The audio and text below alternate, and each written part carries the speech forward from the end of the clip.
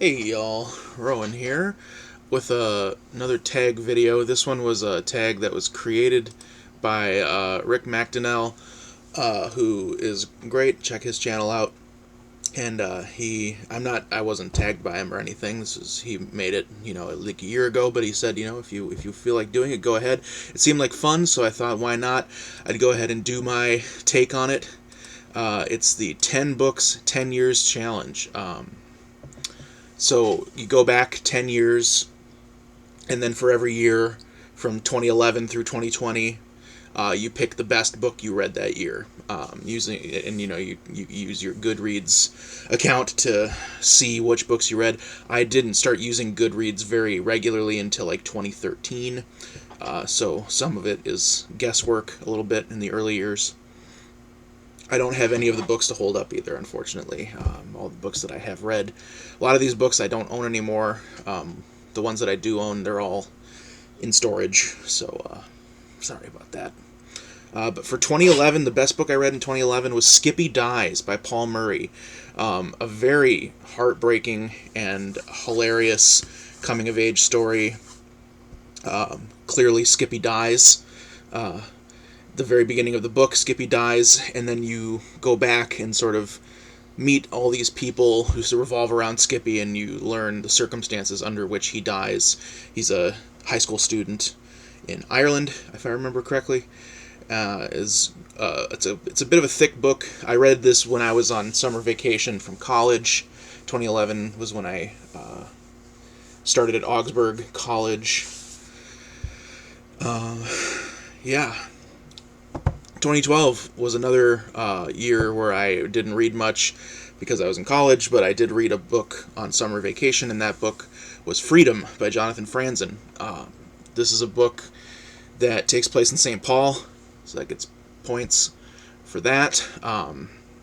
That is about a sort of love triangle between two men and a woman, and both of the men are in love with this woman, and then they are also best friends, and it tells a story over many years, like 20 years or something.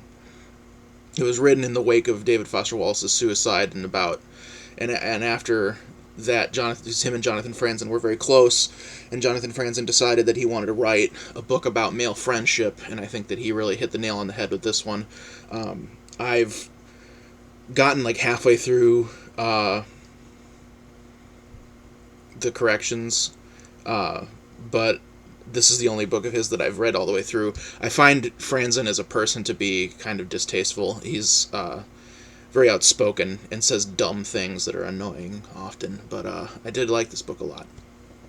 2013 was a year that had quite a bit more going for it, but ultimately the book that I've chosen as my favorite from that year was CivilWarLand in Bad Decline by George Saunders, his first collection of stories. A absolutely life-upending series of stories that introduced me to him and his style. He's one of my favorite authors. He's the master of the short story. Absolutely. In English letters, at least. And he's probably, I don't know, he's one of the great living American writers, for sure. And this book is probably his best. I haven't read Lincoln in the Bardo yet, but I've read all of his story collections, and this one's my favorite. 2014 was another year that had a lot of choices from it, but I'm going to go with Virgin Suicides by Jeffrey Eugenettis. This book just rocked my world in a way that few books ever have. I read it feverishly, and just it spoke to me so much about in the way that loneliness is so incomprehensible, and sadness is and isolation are so curious, and a book that's about viewing those things from the outside is a very interesting subject. 2015 I was then done with college, and sort of was the beginning of a long stretch of time that I didn't do a ton of reading. That was something that I noticed going through my Goodreads history, is that like I have a few solid chunks where I would burn through a ton of stuff in a short period of time, and then just nothing for forever. So 2015, I didn't read that many books. The best one I did read, though, was The Secret History by Donna Tartt, which is sort of a, at this point has become like a stone cold modern classic. Whodunit, not a whodunit, but a why-done-it murder mystery, responsible for the dark academia aesthetic. Yeah, I mean, it's a great book. If you're a fan of literary fiction at all, I don't know anybody who's read it that hasn't enjoyed it. So 2016, I didn't, again, read a ton, but I did go through a big graphic novel phase. So my best book of 2016 is Preacher by Garth Ennis. Preacher was a comic book series, and I read it. I read the whole collected works of it in 2016. It is violent, hilarious, blasphemous, enlightening. Probably my favorite comic I've ever read. It's absolutely wonderful. So funny. Yeah, I definitely recommend that you check that out if you're looking to get into graphic novels and you think you have similar sort of literary tastes to me. Alan Moore is a good place to start, Watchmen, but I definitely recommend Preacher. It's not nearly as heavy-handed as Alan Moore can be at times. 2017 was a year that I did read a decent amount of books. I had a good running spurt of books, and there were a couple in there that it was hard to choose from, but I'm choosing The Flame Alphabet by Ben Marcus. This is a book that sort of wonked my brain a little bit, just in the way that Ben Marcus is such a master of language and uses language in such interesting ways. And this is a book about language. The story of it is that the language of children becomes toxic to adults and begins to poison them, and then society sort of crumbles because of it. It's a fascinating concept for a book handled by a master of the English language. One of my all-time favorite books. Yeah. 2018. According to Goodreads, in the year 2018, I only read one book. And I believe that, because I was not in a great place in 2018. I was sort of spiraling into a great pit of despair, trying to figure out what I wanted to do with my life. I had been sort of slowly descending into this pit of despair and uncertainty about my future for years. I had wound up working at a bookstore and didn't have any real sort of aspirations for the future. But the only book I read in 2018 was Leviathan's Wake by James S.A. Corey, the first book in the Expanse series. This is not a great book. It's a fine book. It's a fun series. I've read the first two. I plan to read more of them. They're a good page-turner, exciting sci-fi. They have fun and interesting ideas.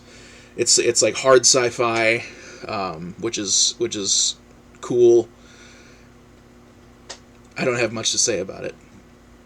2019, I had read nothing for most of the year, and then right at the very end of the year, read 6 books in 2 weeks.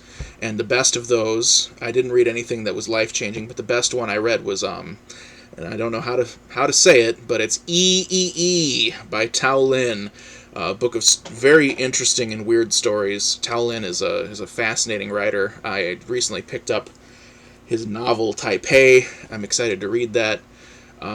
This was a book that was just really had so many wild and interesting ideas, just jam-packed full of interesting ideas in a very short length. So that was very cool.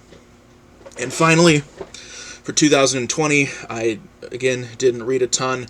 I read the 2 Blake Crouch novels, Recursion and Dark Matter, which I enjoyed both of. But the third book I read that year was Bubblegum by Adam Levin, whose book The Instructions is one of my favorite books. This also is one of my favorite books. It was much better than the Blake Crouch books, no offense to Blake Crouch.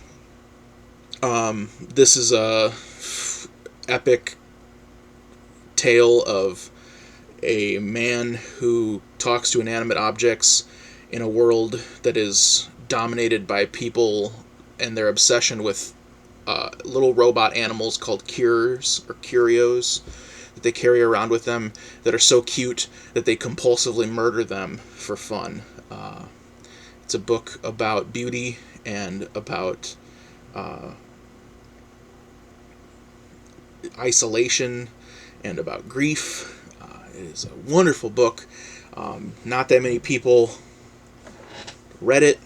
I mean, it didn't make any year-end lists that I saw or anything like that. I know that some people, I know people who've read The Instructions, and I've seen it pop up on BookTube a couple times. I know that Rick MacDonnell has a copy of it. I don't think he's read it, though. And I know that Chris Villa at Leaf by Leaf has mentioned Adam Levin as being like a great modern writer. I don't know if he's read Bubblegum or not. But, yeah, it was a fantastic book. Just came out last year. So if you're looking for something recent, the paperback just came out like in April, I think. So, yeah, pick that up. Read it. So yeah, that does it for that. I don't feel like I'm gonna ever tag anybody in a tag video. I don't like trying to do that. I don't like imposing a sort of the feeling of needing to do something, like the compulsion of needing to do it. So if you see this and you think it sounds fun, then do it and comment and let me know that you did it, and that's awesome. Yeah, that's it for me. Adios.